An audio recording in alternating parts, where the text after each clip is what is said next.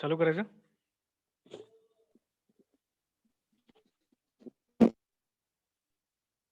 तर बघा, effective decision two are main parts of business intelligence. So BI and DS is a similar concept regarding in the decision making. The public and private organizations decisions are made continuously. जसं आपण अगोदर बोलले, public आणि private कुठल्याही सेक्टरमध्ये तुम्हाला काय करावं लागतं, तुम्हाला डिसिजन घेणे खूप इम्पॉर्टंट असतं. ओके, तर त्यामध्ये त्यांनी सांगितलं होतं की रिलेशनल आता त्यांनी एक एक्झाम्पल दिलेलं आहे, retention in the circular industry. Okay, the marketing person of cellular company realize the most of the customers are diverting towards the services provided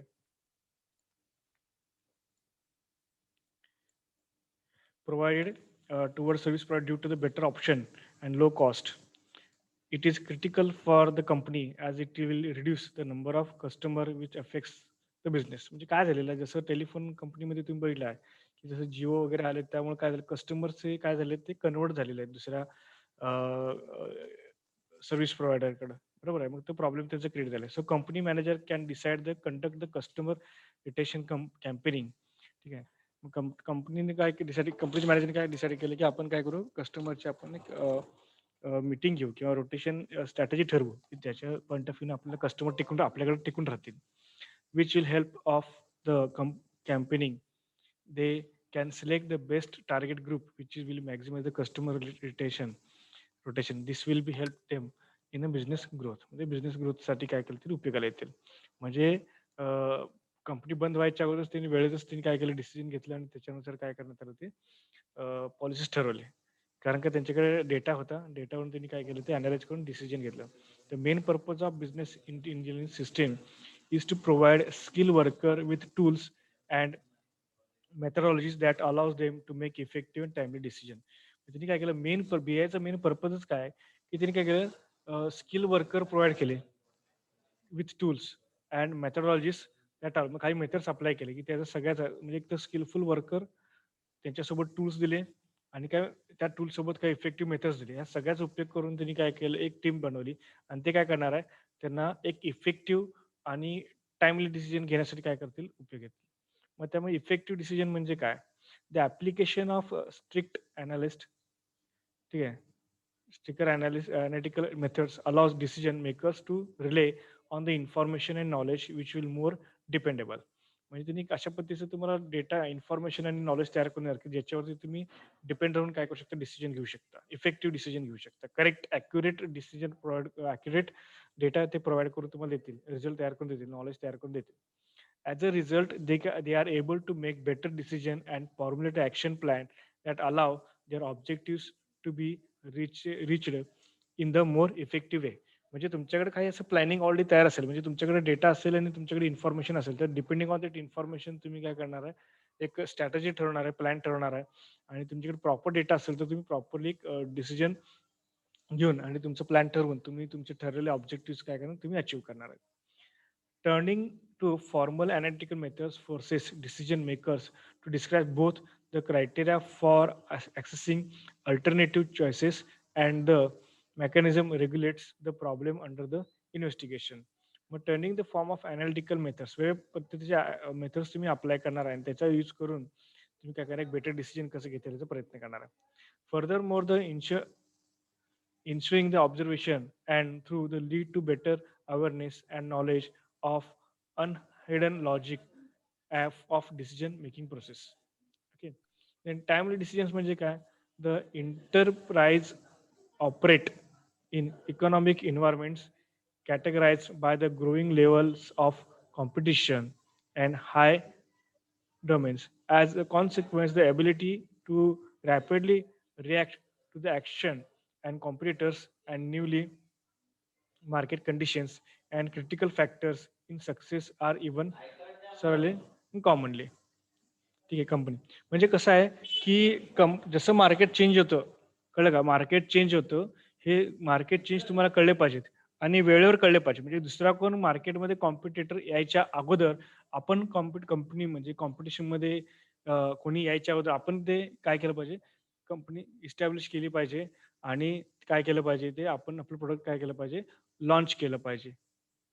wire खालची जोड. ठीक आहे. काय सांगू टाईमली डिसिजन म्हणजे काय?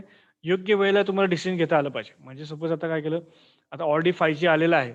आता 5G मोबाईल त्यांनी लॉन्च केलाय. नंतर तुम्ही 5G मोबाईल लॉन्च करण्यात काही अर्थ नाही. म्हणजे कोणीही 5G मोबाईल लॉन्च करायच्या अगोदर तुम्ही जर ते लॉन्च केलं, तर तुम्हाला त्याचा फायदा मिळणार.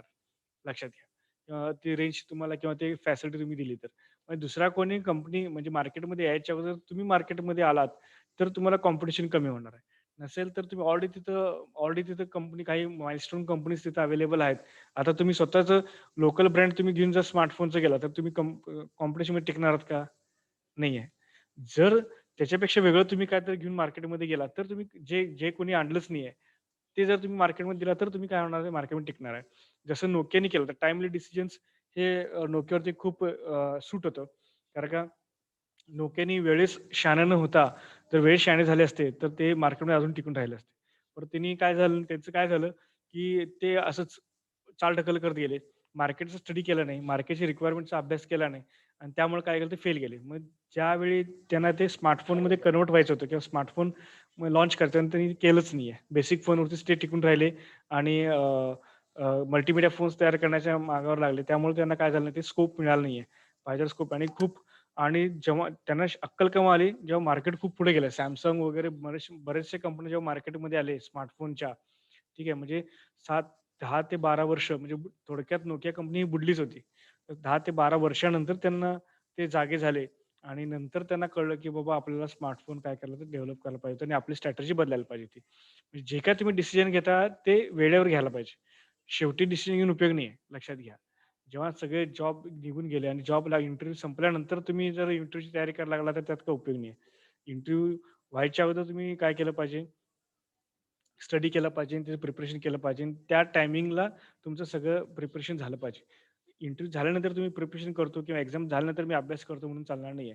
तर तुम्ही जे काही डिसिजन घेता ते परफेक्ट वेळेत घेतलं पाहिजे आणि इफेक्टिव्ह डिसिजन म्हणजे काय, तुमच्याकडे जो डेटा आहे, तो डेटा प्रॉपर कलेक्ट केला पाहिजे आणि त्याचे वर्करचे टूल्स, इफेक्टिव्ह टूल्स असतील किंवा त्याचे मेथड्स ठरवले पाहिजेत. जेणेकरून तुम्ही इफेक्टिव्ह डिसिजन घ्याल आणि इफेक्टिव्ह डिसिजन तुम्ही घ्याल, परंतु ते डिसिजन वेळेवर घेणं महत्त्वाचं आहे. जे काही डिसिजन तुम्ही तुमचा डिसिजन जरी परफेक्ट असला, तर तो वेळेवर नाही घेतला, तर त्याचा काही उपयोग होणार नाही. So this is comes under the effective decision and timely decision. हे सगळं त्यामध्ये येतं. मग त्याचे दिले बघा, if decision makers follow the business intelligence system, then the overall quality of the decision making process can be improved. मग त्यांनी खाली काही मेथड्स दिले आहेत, तर त्याचा यूज करून त्यांनी दिले बघा. काय सांगितलंय?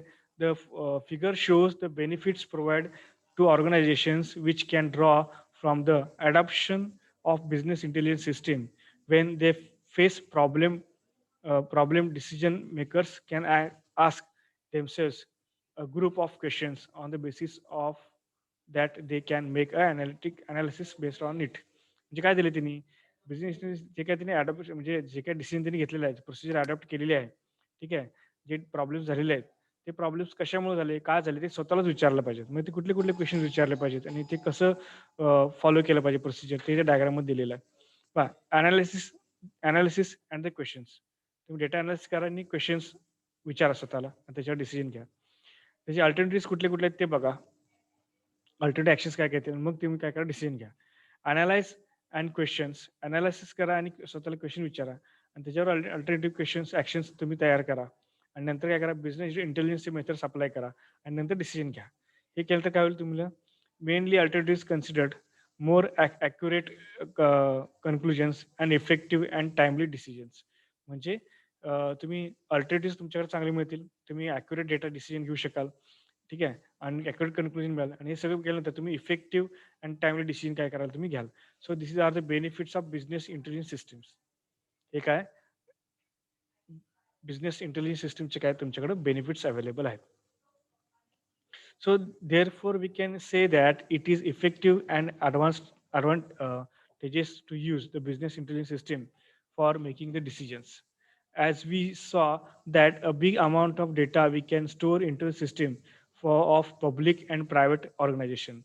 म्हणजे भरपूर डेटा आपण काय करतो सिस्टममध्ये स्टोअर करतो, पब्लिक असेल किंवा प्रायव्हेट ऑर्गनायझेशन असेल.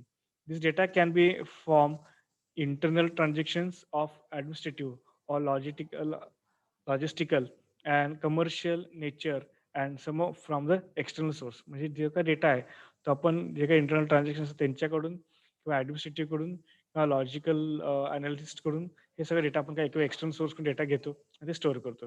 But even we collect it and store it systematically. We cannot use it directly for decision making process. For that we need to extraction tools and methods which will converts that information which चालू आहे.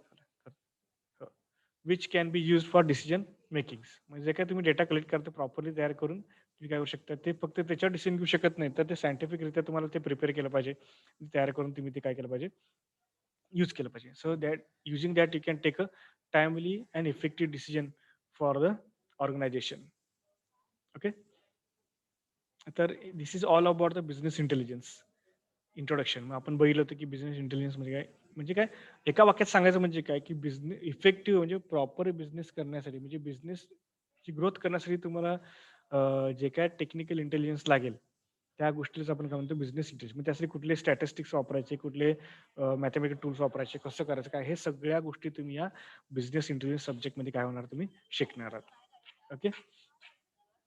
तर next लेक्चरला आपण काय करूया, what is mean by data information and knowledge बघू.